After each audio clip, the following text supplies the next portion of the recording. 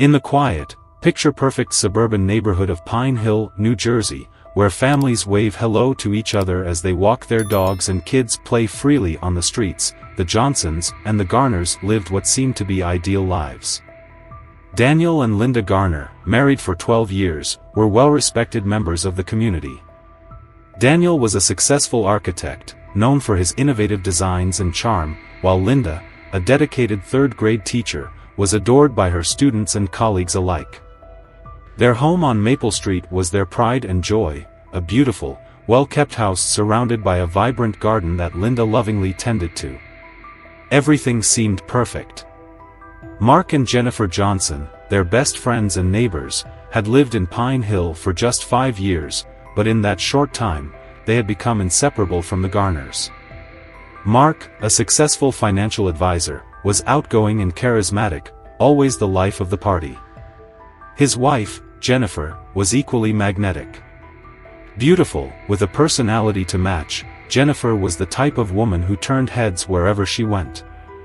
Together, the Johnsons were a dynamic, attractive couple that everyone in Pine Hill admired. But behind closed doors, there was something more. Something far darker than anyone would have imagined. One summer evening, as the couples gathered at the Garners' home for a barbecue, fueled by wine and casual conversation, the topic of open relationships came up. It was a light-hearted discussion at first, a mere curiosity about different lifestyles. But before long, it turned into a serious conversation about wife swapping. The idea was met with unexpected intrigue, with both couples agreeing to give it a try. It was a decision made in the spirit of fun and adventure, something new to spice up their lives. The first swap, though awkward, was thrilling. Daniel and Jennifer shared a night, as did Mark and Linda. At first, it was just a novelty, an exciting, slightly forbidden experiment. They laughed, they drank, they talked late into the night. For a brief moment, it felt like they had discovered something new, something that could strengthen their relationships. But things began to change. As the weeks went by, the arrangements became more regular. What began as a once-in-a-while thrill evolved into a routine. At first, everything seemed fine. Both couples were still friends, still shared dinners, still went on vacations together. There were no awkward silences, no tensions, at least, that's what Linda thought. But Daniel's behavior began to shift. He started paying more attention to Jennifer than he ever did before. His casual interactions with her grew longer, and his compliments lingered just a bit too long. Daniel's gaze, once warm and loving toward Linda, began to shift. He spent more time with Jennifer, volunteering to help with tasks that Mark would usually handle, inviting the Johnsons over for dinner more frequently. Linda noticed the change, but she refused to confront it, telling herself it was just a phase. After all, what could possibly go wrong? Jennifer, however, began to feel uncomfortable. At first, she was flattered by Daniel's attention, but soon, she felt trapped. His flirtations weren't as subtle anymore. His touches became possessive, and his words too intimate, too inappropriate for someone she considered a friend. At first, she tried to brush it off, thinking maybe she was reading into things. But it didn't stop. Daniel's obsession with her was growing, and Jennifer started to see the danger in it. Linda, too, started to feel the tension. She noticed the way Daniel would stare at Jennifer during gatherings, his gaze lingering far too long. She noticed how he would speak of Jennifer, her likes, her dislikes, her habits. It was as if she were no longer the center of his world. But Linda, unwilling to confront what she feared, kept her suspicions to herself. It wasn't until they took a weekend trip to a cabin by the lake that the real trouble began. What was supposed to be a getaway to reconnect turned into a nightmare. Daniel monopolized Jennifer's time, insisting on taking her out on the lake alone, leaving Linda and Mark behind. The tension between them was palpable. Jennifer was uncomfortable, trying to distance herself, but Daniel resisted. One night, as the group sat around the fire, Daniel spoke in a way that made Jennifer's blood run cold. He spoke of a future where they could be together, just the two of them, without the constraints of their current lives. Jennifer, shocked and unnerved, excused herself and went to bed early. Linda, who overheard the conversation, confronted Daniel, but he dismissed her concerns, brushing it off as jealousy. Linda was stunned. She had always trusted Daniel, but this was something new, something dangerous. She knew it wasn't just a phase anymore. The dynamic between them had changed, and it was irreversible. Still, she chose not to rock the boat. She didn't want to believe that her husband, the man she loved, could be capable of such an obsession. The trip ended, but the unease remained. Back at home, Daniel's obsession with Jennifer continued to escalate. He started showing up at her yoga classes, casually popping into her workplace under the guise of business, trying to spend as much time with her as possible. Jennifer, growing increasingly uneasy, finally decided to put an end to it all. She had to. She talked to Mark, hoping he would understand, but Mark, oblivious to the gravity of the situation, shrugged it off. Determined to end the arrangement before things spiraled further, Jennifer confronted Daniel one last time. She told him that the arrangement was over, that it had been fun, but it was time for them all to move on. Daniel, visibly shaken, pleaded with her to reconsider, but Jennifer remained firm. This was the end. It wasn't. The next day, when Mark was out of town on business, Daniel showed up unannounced at the Johnsons' house. Jennifer, shocked but trying to avoid confrontation, let him in. They sat in the living room, the air thick with tension. Daniel confessed his feelings for her, speaking about a future where they could be together. Jennifer, horrified, tried to reason with him, but his words were too intense, too possessive. He wouldn't back down. He couldn't. And that was when Jennifer knew she had to act. Daniel left the house that night, but Jennifer felt a deep unease in her bones. The next few days were filled with strange phone calls, unwanted messages, and Daniel showing up at odd hours. Jennifer, now terrified, decided to put an end to it once and for all. She called Linda and told her what was happening. Linda, torn between her loyalty to her husband and her friendship with Jennifer, promised to speak to Daniel. But she feared it was too late. Jennifer's life was about to change forever. And so was Linda's. The days following that night at the cabin were anything but normal. Daniel couldn't shake the feelings that had consumed him after that conversation with Jennifer. He thought about her constantly, replaying every moment in his mind. His obsession had gone from a harmless curiosity to something much darker. Every time he saw Jennifer, his heart would race, and he couldn't keep his eyes off her. The thought of being with her, of having her to himself, consumed him. He couldn't stand being with Linda anymore, her presence felt like an afterthought. Linda, on the other hand, tried to stay oblivious to what was happening. She didn't want to admit it to herself, but there were too many signs. She noticed how often Daniel spoke about Jennifer, how he always seemed to find a reason to be near her. He was no longer the attentive husband she knew. His gaze lingered too long on Jennifer whenever they were all together, his comments a little too personal, a little too intense. Linda, heartbroken and confused, told herself it was just a phase. They'd been through difficult times before, and this would pass. At least, that's what she hoped.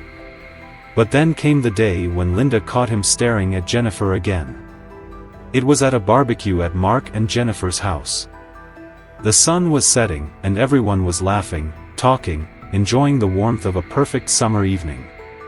But Linda couldn't ignore the way Daniel looked at Jennifer. His gaze wasn't playful anymore, it was possessive, hungry. Linda felt her stomach turn. "Daniel," she said quietly, trying to sound casual as she pulled him aside. "What's going on with you? You're acting different." Daniel brushed her off, claiming it was nothing, just a fleeting interest. But Linda knew. She could feel it in her gut, a nagging sensation that wouldn't go away. There was something between Daniel and Jennifer, something deeper than just a shared arrangement.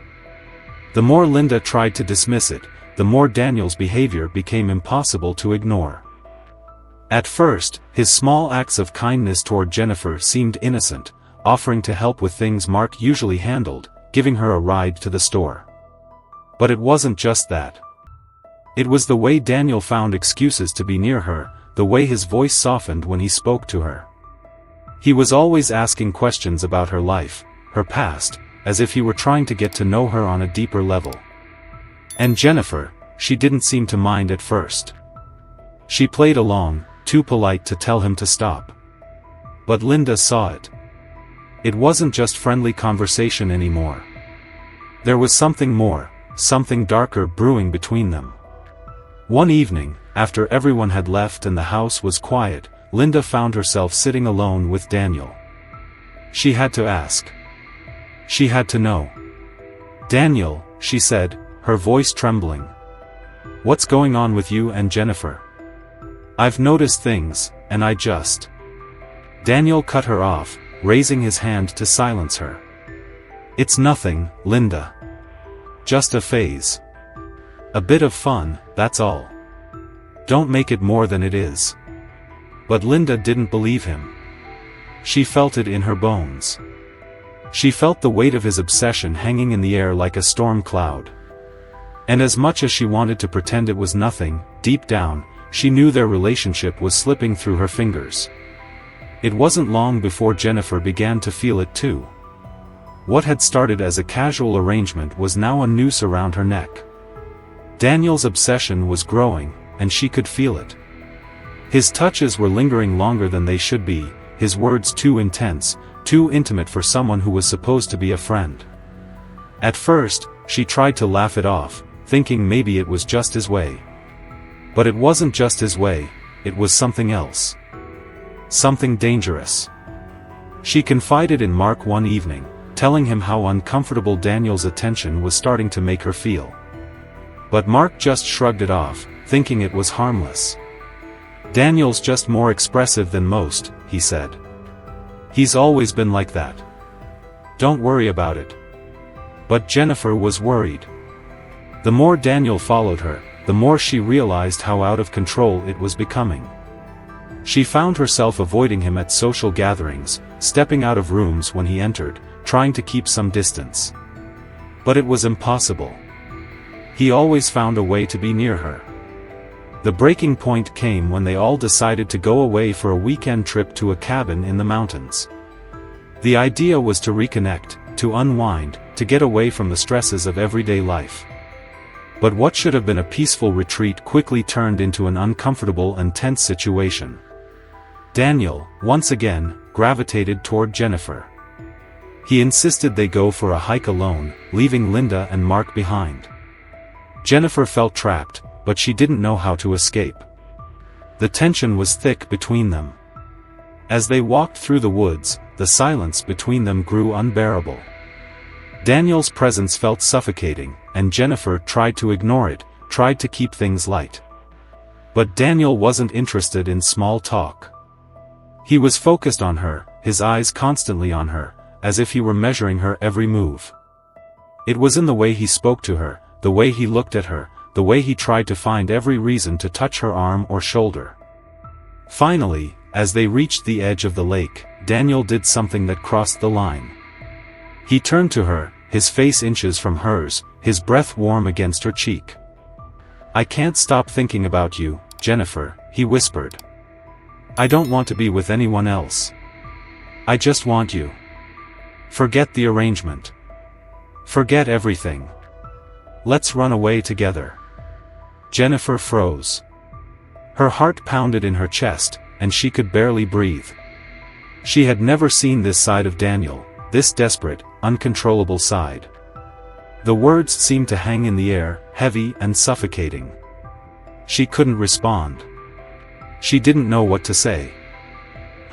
She started, but before she could finish, she excused herself, shaking off his grip as she rushed back to the cabin. That night, as they sat by the fire, Linda noticed something was off.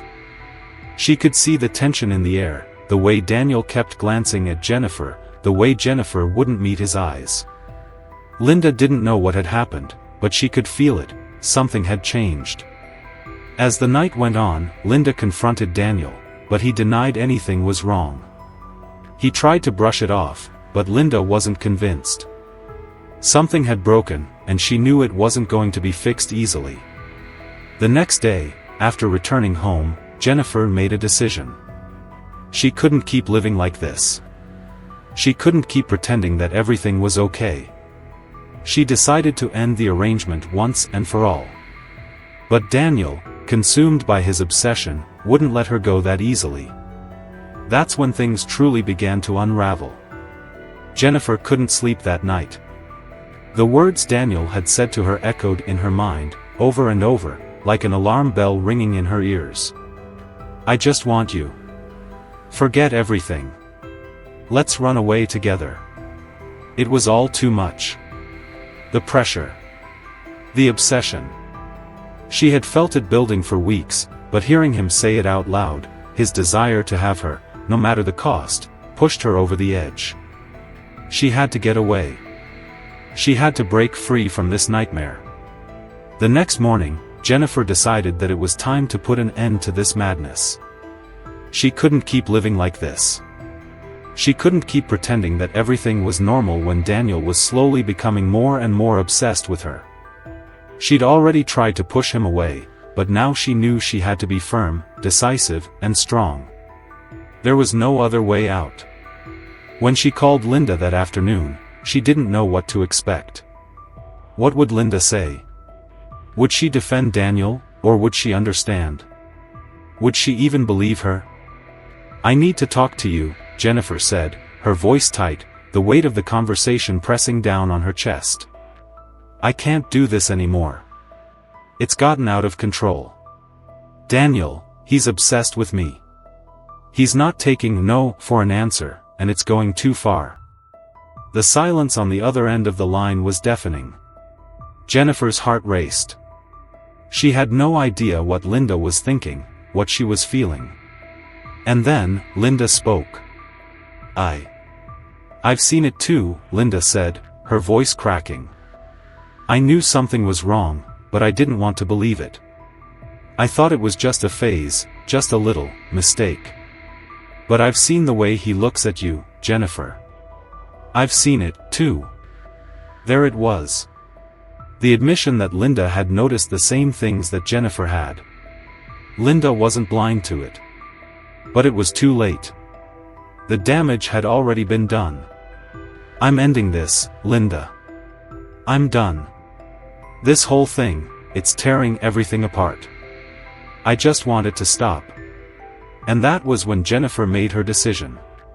She would go straight to Daniel, tell him it was over, and make it clear once and for all that their arrangement, their entire dynamic, was finished. That evening, she arrived at the Garner household, hoping to confront Daniel.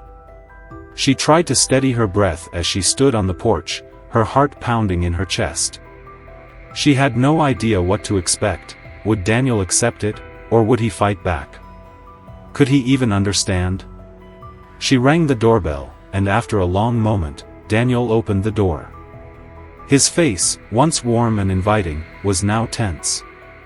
The familiar smile he always gave her was gone. Replaced by something darker. Jennifer, he said, his voice low, I was hoping you'd come. Jennifer swallowed the lump in her throat. It was now or never. I'm done, Daniel, she said, her voice shaking but firm. I can't do this anymore. I don't want this, I don't want you like this. You need to let go. I'm not part of your fantasy, and I'm not going to be. For a moment, Daniel said nothing. His eyes were wide with disbelief, then slowly, the anger began to cloud his face. You don't get it, do you? He finally said, his voice rising. I need you. You can't just walk away from this. From me. Jennifer's heart stopped. The desperation in his voice was almost suffocating. She took a step back, feeling the weight of the situation pressing down on her. But Daniel wasn't done. You can't leave. You can't. We were supposed to be together. It was always supposed to be you and me. He took a step toward her, his hand outstretched, and Jennifer instinctively stepped back, her breath coming in sharp gasps. I'm sorry, Daniel, Jennifer whispered, almost too quietly. I'm done. With that, Jennifer turned and began to walk away, her heart racing in her chest. But just as she reached the porch steps, Daniel grabbed her arm, his grip tight and unyielding. Jennifer gasped, panic rising in her chest. No, Jennifer, he snarled. You're not leaving. You can't leave me. In an instant, his hand was on her wrist, gripping her harder than ever before. Her heart thudded in her ears, the fear that had been building up inside of her now spilling over. She tried to pull away, but Daniel wouldn't let go.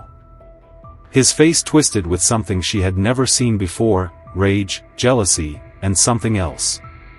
Something that terrified her. Let go of me. Jennifer screamed, her voice cracking. But Daniel didn't listen. He pulled her back toward him, his eyes wild and desperate. His breath came in ragged gasps, and his voice was low, almost a growl. You're mine, Jennifer. You're mine. And that's when the horror hit. Jennifer, realizing that she was trapped in this nightmare with nowhere to go, fought with everything she had. She kicked, she screamed, she clawed at his hands, trying to break free. But Daniel was stronger. He twisted her arm painfully, and she could feel the heat of his rage boiling over. In the chaos, Jennifer stumbled backward, her hands finding the edge of the table next to her. And then, suddenly, everything went dark. Daniel, overwhelmed by his own emotions, snapped. Without warning, his arm shot out, grabbing the closest object, an old, heavy vase that had been sitting on the table. Before Jennifer could react, he swung it at her, the ceramic smashing against her head. The impact was devastating. Jennifer crumpled to the ground in a heap, her body limp and unconscious. Daniel stood over her, his chest heaving, his breath coming in quick, uneven gasps. He looked down at her, his mind racing as the reality of what he had done finally sank in. And then, it hit him. He had gone too far. In his madness, Daniel didn't realize that Linda had followed him outside. She had heard the commotion, heard the screams, and now, standing in the doorway, she saw the aftermath of her husband's madness. Her heart sank as she saw Jennifer on the floor, motionless. Linda rushed forward, panic-stricken. The reality of the moment hit her like a ton of bricks. What had they done? She could see the blood, feel the weight of the decision she'd made by standing by Daniel all this time. She had to act, there was no turning back now. The crash of the vase echoed in the empty house, the sound reverberating through the walls, but it was quickly replaced by an eerie silence. Linda stood frozen in the doorway, her heart pounding in her chest as she took in the horrifying scene before her. There, lying motionless on the floor, was Jennifer. Blood slowly pooled around her head, her body unnaturally still. Daniel stood over her, breathing heavily, his face twisted in confusion and horror. It was as if the shock of what he had done had only just registered. His eyes darted between Jennifer's unconscious body and Linda, who had stepped forward, her hands trembling at her sides. For a long moment, neither of them spoke. The weight of the moment hung thick in the air, suffocating them both. Linda's mind raced, but it was as if time had stopped. How had it come to this? The lies, the manipulation, the obsession, now, it had all spiraled out of control. Her husband, the man she had trusted, the man she had stood by through thick and thin, had just struck down the one person who had been her friend. The consequences of their actions were now undeniable. Daniel, Linda whispered, her voice trembling with both fear and disbelief. What have you done? Daniel blinked, his eyes slowly focusing on her. It seemed like he was coming out of a trance, as though the fog of his obsession was lifting. But it was too late. "I didn't mean to," he stammered, his voice hoarse. "I didn't mean to hurt her." Linda's legs buckled beneath her, and she sank to her knees beside Jennifer. The sight of the blood, the lifeless body on the floor, made her stomach churn. But there was no time for panic. There was no time to think. They had to act. They had to fix this, no matter how horrible the situation had become. "Daniel," Linda said, her voice sharp now, tinged with urgency. "Help me. We have to clean this up. We can't call the police. If we do, everything is over." Daniel looked at her, his eyes wide with panic. He couldn't breathe. He couldn't think. But Linda's words cut through the chaos of his mind, and something inside him snapped. He knew she was right. This was it. There was no going back. Together, they moved quickly, gathering what they needed to hide the evidence of what had happened. Linda grabbed a towel from the kitchen and pressed it against Jennifer's head to stop the bleeding, but it was useless. Nothing could fix what had been broken. Daniel paced the room, his mind whirling as Linda continued to work frantically to cover up their tracks. But even as they tried to erase the evidence, they both knew that the truth would eventually come out. It always did. But for now, they had to hide it. They had to keep up the charade. For their own sake. For their future. The next few days were a blur of anxiety and fear. They made sure no one came by the house. They kept the blinds drawn and the doors locked. They told themselves that no one would suspect a thing, that the tragedy would go unnoticed. But deep down, Linda knew it wasn't true. She could feel the weight of the lie pressing down on her, suffocating her with every breath she took. As the days passed, the paranoia set in. Daniel became increasingly distant, withdrawing into himself as he struggled with the guilt. He drank more, his hands shaking as he tried to numb the overwhelming sense of dread that had taken over him.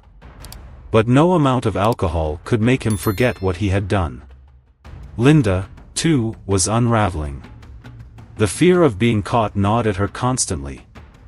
She spent sleepless nights staring at the ceiling, wondering if they would ever get away with it. But there were cracks beginning to show. Their lies were starting to catch up with them. Neighbors began to notice the strange behavior of the Garners, Daniel's erratic mood swings, Linda's restless nights, the tension that hung in the air. Then, one afternoon, the police arrived at their doorstep. Linda's heart stopped. Her stomach dropped to the floor. She knew the moment she saw the flashing lights outside their window that their world was about to shatter. "Mr. and Mrs. Garner," the officer said, his voice cold, "we need to ask you a few questions regarding the death of Jennifer Johnson." The words hung in the air like a death sentence. Linda felt a cold sweat break out on her skin. She couldn't breathe. She couldn't think. They had done everything they could to cover their tracks, but it wasn't enough. The truth was out there now, and it was only a matter of time before they were caught. As the officers spoke, Linda's mind raced. What had gone wrong? How had they let it get this far? Daniel stood beside her, his face pale, his eyes darting nervously around the room. His breathing was shallow, his hands trembling. He looked like a man who had lost everything. The police questioned them for what felt like hours, asking about their whereabouts on the night of Jennifer's death, about their relationship with her, about everything. But Linda and Daniel both stuck to the story they had prepared, the story they hoped would save them. It wasn't until the forensic evidence came back that their lies began to crumble. Traces of blood were found in their home, and a neighbor came forward with a chilling piece of information. They had seen Daniel's car parked near Jennifer's house the night she died, and they'd witnessed strange behavior when Daniel had come by earlier that evening. The police had everything they needed to make an arrest. The weight of the truth finally broke through. Linda and Daniel were arrested and charged. Their lives, once full of promise and stability, had been irreparably shattered. What had started as a moment of curiosity, a decision to step outside the bounds of their marriage, had turned into something much darker, much more tragic.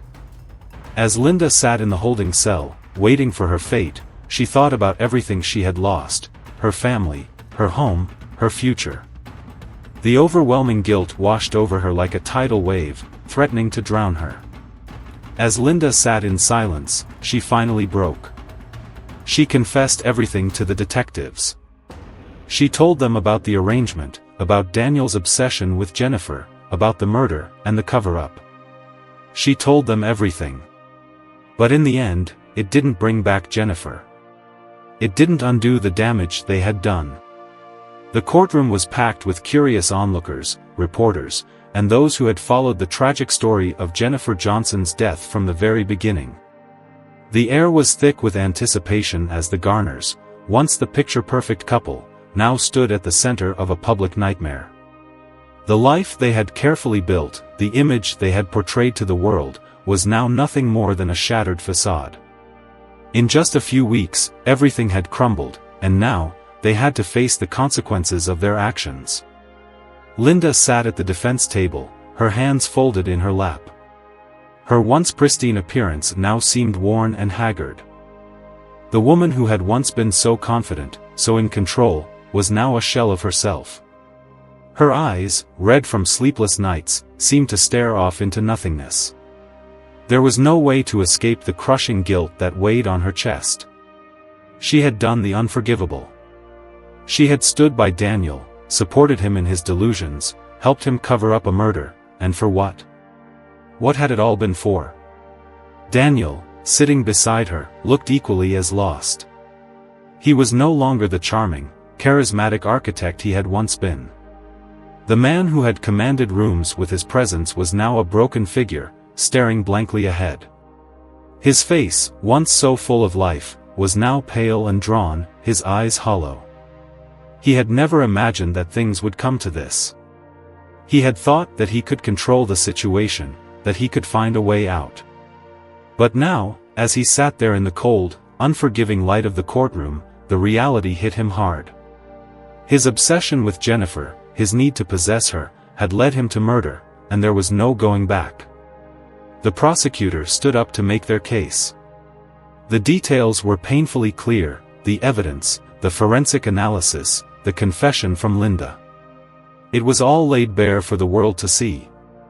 There was no room for doubt. The crime had been premeditated. The murder had been senseless. And now, both Daniel and Linda were facing the ultimate consequences of their actions. Linda's mind wandered as the prosecutor's voice blurred into the background. She remembered the early days of her marriage to Daniel. She remembered how happy they had been, how everything had seemed perfect. But somewhere along the way, things had gone wrong.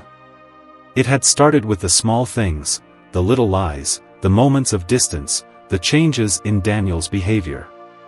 And then, the wife-swapping arrangement, which had seemed harmless at first, had slowly turned into a nightmare. It had all escalated so quickly. But now, as she sat there, surrounded by the cold walls of the courtroom, she realized how deep the damage had gone. Jennifer was gone, and she had played a part in it. She thought about Jennifer, how vibrant, how full of life she had been. Jennifer had been her friend. She had been kind to her, always welcoming, always warm. And yet, Linda had allowed her husband's obsession to grow unchecked. She had turned a blind eye, telling herself that it was just a phase. Now, Jennifer was gone. The guilt was suffocating. The courtroom went quiet as the defense attorney rose to speak. Linda's heart raced in her chest as she braced herself for what was to come. There was no defense left. She had no excuses. There was no way to justify her actions. She had been complicit. She had helped Daniel, even when she knew deep down it was wrong. When her turn came, Linda rose to her feet, her legs shaky beneath her. She walked slowly to the stand, her hands trembling. She could feel the eyes of the entire courtroom on her. But it wasn't the stares of the onlookers that made her feel exposed, it was the weight of her own shame. "I just want to say that I'm sorry," she began, her voice breaking as she spoke. "Sorry to Jennifer, sorry to Mark, sorry to everyone I've hurt. I never meant for any of this to happen. I never thought it would go this far. I thought I was protecting my family, my marriage. But in the end, I was just protecting myself, my own fear, my own shame. I let it all go too far." Her words hung in the air, but there was no turning back. The damage had already been done. The verdict was handed down. Daniel was sentenced to life in prison without parole. Linda, due to her cooperation with the investigation, received a lighter sentence, 15 years, with the possibility of parole in 10. But the sentence wasn't the hardest part. It was the knowledge that nothing, no amount of time, could ever undo the damage they had caused. No punishment could bring Jennifer back. The courtroom emptied, and Linda walked out, her head low. The weight of her actions had crushed her spirit.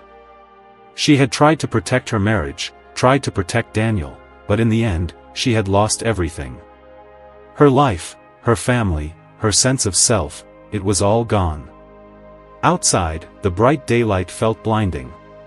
It was as if the world had moved on without her, and she was left standing in the ruins of her own decisions. She didn't know what would come next. All she knew was that she would never be the same. As she walked away from the courthouse, the questions that had haunted her for so long filled her mind. Could she have stopped it before it went too far? Could she have saved Jennifer? Could she have saved herself? What do you think of Linda's decision to stay silent and protect Daniel? Do you believe she could have done something differently to prevent the tragedy? What would you have done in her shoes? This story leaves us with so many questions. What's the real cost of loyalty?